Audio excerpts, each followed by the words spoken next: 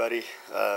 Once again, I'm going to show you some things I've been making for my Wargaming Extreme for the Eastern Front, between the Germans and the Russians. It's an alternative history game set in 1952. I had posted earlier that I was going to show you some of my artillery pieces, which I do have quite a few. What I'm going to show you here is a few of the artillery pieces and some of the towed anti-tank guns that the German forces will be using for the scenario. You can see there, right in front of us is some of the heavy artillery cannons. As you can see, the barrels can move up. It's also got the trails can be placed inward. I can get a better shot here.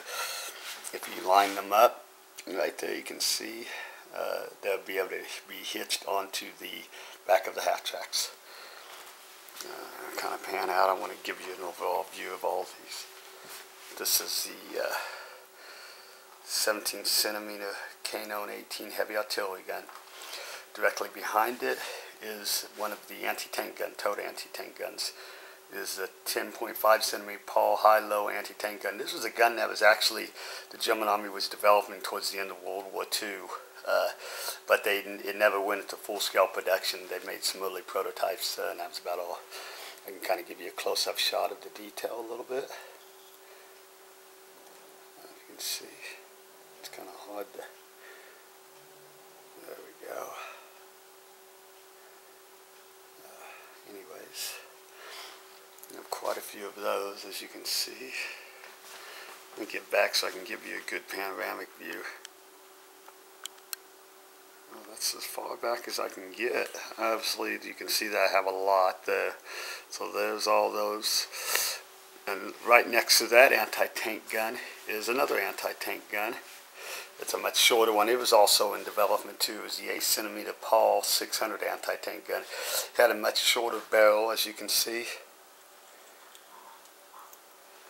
Bring it out here in the light a little bit. I added quite a bit of detail to them. I try to keep it simple, but give it a detail so it adds a little bit more realism to it. Obviously, I put bolts and things on it, but to do it in the scale that would be almost impossible, so I had to make them a little bit larger. But it's kind of the whole concept's there, and it adds a little bit more realism to the game, make it funner. There's quite a few of those. Since I'm doing the scenario in 1952, I didn't make quite as many. As you can see, there's a lot of the anti-tank guns. The other ones. I didn't make quite as many because a lot of at that stage I was considering that the Germans would probably have most of their anti-tank guns mounted on ad hoc other tanks or purpose built like the tank destroyers. So anyways, that's kind of what I'm doing there. Back behind the anti-tank guns are some artillery pieces. As you can see, this is the 20 centimeter Mauser 18 heavy artillery gun. Get a close-up of that, and I just put a few of those out. I didn't make a lot of these. They're a little difficult to make, and they're kind of frail, so you got to be careful handling them. And we will use them in the game. We will just probably not use them extensively. And I'm going to make some more and make them a little better built. Directly behind those are the 10.5 centimeter LE FH-43 infantry gun.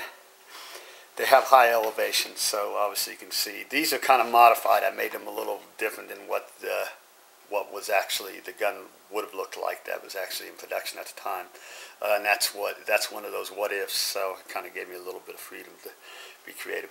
Directly behind that is my version of the Nebelwerfer, which was the rocket launchers that the Germans had built, rocket projectiles, and I used a round term. You can see here, there's the front of it. I didn't make a lot of those either. I have more of them in the boxes and things like that. I will make some newer models, update it and make it more sturdier. So that's kind of that. As you can see. I'll go over here to the far side because I want to show you a couple other things that I made. Right here, if you can see that, that is the 6cm granite woofer 44 inch mortar, very small as you can see. I kind of keep them really scaled to the size. Obviously it's sometimes hard. I use a lot of straws, party straws, all kinds of different straws for the barrel sizes, so they can only go so small obviously, so I got that down as small as I could get it. Another good thing to use is the plastic Q-tips. If you cut off the ends, those are very thin. You can use those for small ones. I've used those for anti-aircraft guns that I'm working on, and they're working pretty well for that also. Right behind it is the, as you can see, the 9cm granite woofer 46 heavy infantry mortar. This is kind of something of the what ifs. It'd be the Germans realized that the Russians were utilizing 120 millimeter or 12.0 centimeter mortars, which were very large. So the Germans were actually in the design process of building much larger mortars for their infantry units to give them more firepower. So you can see that's kind of created. The 46 is the year that it would have been put into production. Right behind it is the box containing hundreds of them. So I just didn't set them out to save time. As you can see, there's tons of the little 6cm ones in there too. They're probably falling to the bottom. So you can see is that I have a lot of these. These will supply the various infantry units, giving them added firepower. Okay, so that's kind of right now a good percentage of it. I'm going to do kind of a pan it out a little bit and show you what I've got. Hopefully that gives you a good idea. There's one of those guns. You can see this, the barrels move. These I only made a limited production. What you see on the table was what I made. Some of them have broken over time and I've had to repair them. They're not very practical for gameplay. They look great for displays, but they're just not. They're too fragile. So I probably won't use them in the game. I will make another version of them, but I'll just make it out of better material and more sturdy, and kind of design it a little better to make it so that it's more easy to manufacture. It took me to make the two sets of anti-tank guns back here. It took me approximately just working in the evenings for a couple hours after work.